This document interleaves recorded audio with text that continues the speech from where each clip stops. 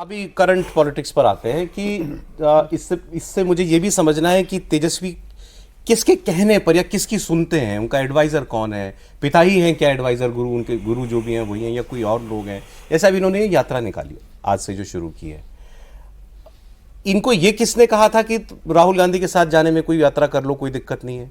और राहुल गांधी के बाद वो नंबर 2 दिखाई देते थे उस यात्रा में, बराबरी नहीं दिखती थी। ऐसा नहीं था कि उस यात्रा में दो जैसे अखिलेश यादव और राहुल गांधी के हुआ था कि दो लड़के, ये वाला मामला नहीं था। यहाँ क्लियर नंबर 1 यात्रा वो राहुल गांधी की थी, सपोर्टिंग रोल में थे Tejashwi Yadav. Who advise that? और क्या उन्हें लगता है कि ये फैसला गलत हो गया था, उसकी वजह से अब ये सोलो यात्रा निकालनी पड़ रही है जिसमें और कोई नहीं है साथ में, उनके कांग्रेस नहीं है? नहीं, वो एक स्ट्रेटेजिक डिसीजन था इन लोगों का। देखिए, उसके पहले इस साल 5 बार राहुल गांधी पहले गए थे बिहार और कई अलग अलग कार्यक्रमों में गए। उन्होंने एक बड़े दलित नेता जगलाल चौधरी, आज़ादी की लड़ाई के बड़े नेता थे, दलित नेता थे, उनकी जयंती मनाने गए राहुल गांधी। अंबेडकर छात्रावास का उन्होंने एक प्रोग्राम किया, वो दरभंगा में गए, अंबेडकर छात्रावास में गए। उन्होंने नौकरी दो पलायन रोको यात्रा निकाली कन्हैया कुमार में, तब गए राहुल गांधी।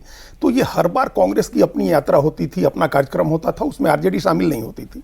जब ये एसआईआर का मुद्दा आया और यहाँ पार्लियामेंट में जब उस पर यूनिटी बनी कि एक सब लोगों को मिल करके हम लोगों को ये मुद्दा उठाना है, चूंकि वोट चोरी का बड़ा मुद्दा है और तेजस्वी सबसे ज्यादा आशंकित थे कि इसमें मुस्लिम यादव के ही वोट कटेंगे। हालांकि वो एकदम निर्मूल थी, उनका ये अंदेशा बिल्कुल गलत साबित हुआ, चूंकि अभी तमाम रिपोर्ट्स आई हैं कि किसी कास्ट या कम्युनिटी को टारगेट करके और उसके प्रोपोर्शन से ज़्यादा नहीं, उस तरह से नहीं कटा है।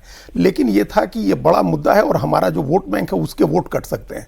तो ये डिसीजन किया गया, बड़ा मतलब स्ट्रेटेजिक और कॉन्शियस डिसीजन था कि इस यात्रा में साथ चलना है, बेशक सेकंड फिडल ही प्ले करना पड़े। भले ये कांग्रेस की यात्रा हो, राहुल गांधी यात्रा करें, राहुल गांधी लीड करें, लेकिन इसमें शामिल नहीं होने का ये मैसेज जाएगा कि आप इस पर ध्यान नहीं दे रहे हैं, आपका वोट कट रहा है। तो एक कॉन्शियस डिसीजन था और स्ट्रेटेजिक डिसीजन था जिसके लिए वो उसमें शामिल हुए। उनको पता था कि सेकंड फिडल प्ले करना है। अब वो यात्रा गई 25 जिलों में, करीब पहले कहा गया था 23 जिलों में, अब कह रहे हैं कि 25 जिलों में गई। अब जो बच गए 13 जिले 38 में से, उन जिलों में जाना है तेजस्वी यादव को। उन्हीं जिलों की यात्रा उन्होंने प्लान किया है जहां वो यात्रा नहीं गई थी। तो ये सप्लीमेंट्री यात्रा आप इसको कह सकते हैं। और इस सप्लीमेंट्री ये जो चर्चा हमारा मीडिया में चल रही है कि भाई नहीं, राहुल गांधी ने नुकसान कर दिया तेजस्वी का, वोट चोरी के चक्कर में बाकी मुद्दे चले गए।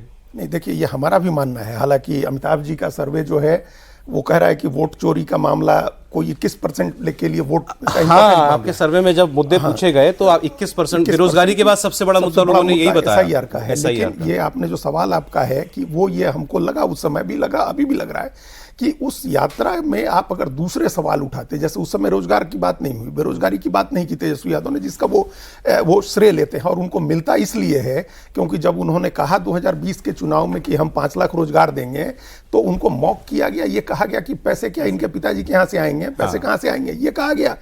तो इसलिए उनको क्रेडिट मिलता है कि उन्होंने नौकरी दी है।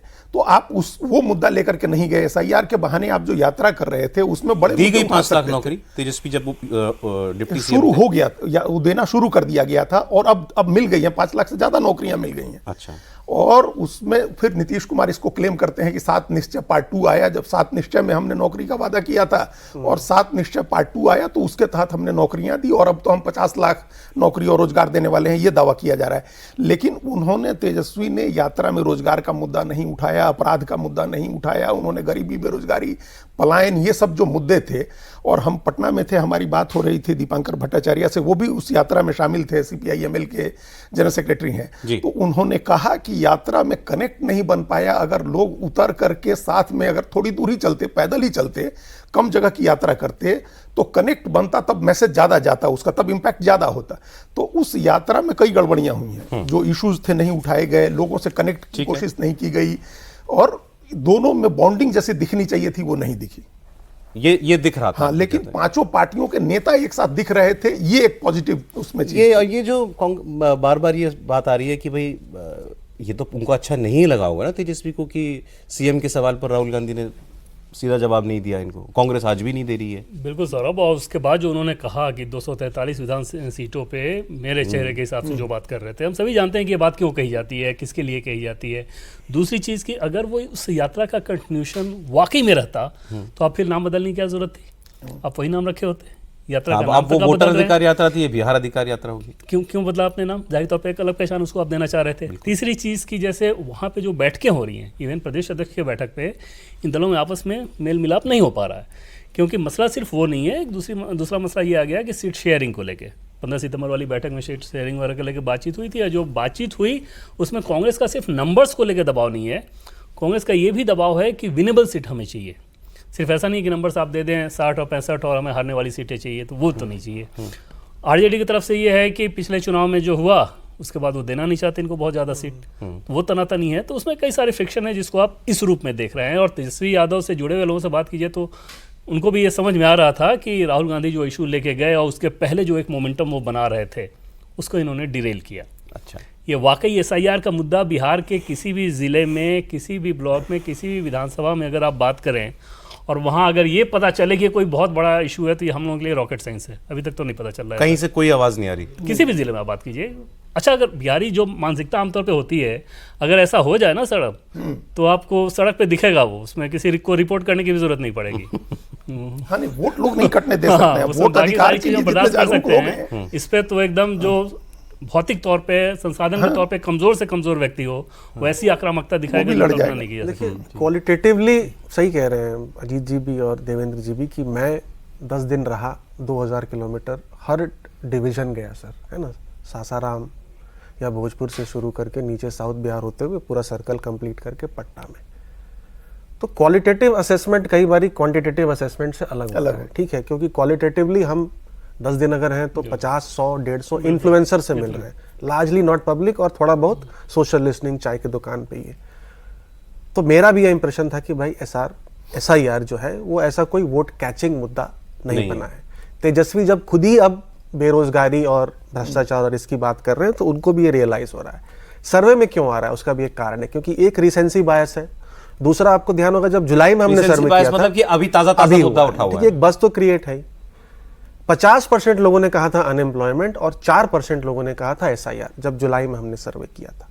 आज की डेट में क्योंकि रिसेंसी बायस है, 3 तारीख को सर्वे हो रहा है, जब 1 तारीख के बाद 1 तारीख को खत्म हुआ है, तो वही 54% में से 34% आज हो गए अनएम्प्लॉयमेंट और 20% हो गए SIR, करेक्ट। जब हम आगे जाएंगे ट्रैकर में तो हो सकता है कि ये मुद्दा फिर नीचे हो जाए, और क्योंकि रिसेंसी बायस और क्योंकि तेजस्वी फिर से बेरोजगारी पे फोकस कर रहे हैं, वो नंबर ऊपर बढ़ जाए। एक तो ये बात हो गई।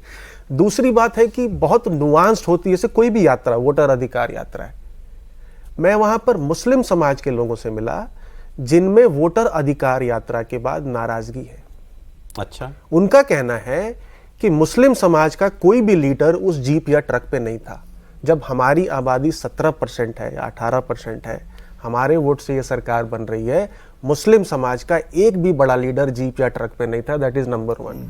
नंबर 2, मुकेश सहनी जी को, जिनकी जाति की, वहां जाति is caste in stone, caste is king, 2.5% या 2.6% आबादी है, वो आप लेके घूम रहे हो, वो डिप्टी सीएम क्लेम कर रहा है। डिप्टी सीएम तो मुस्लिम समाज से होना चाहिए।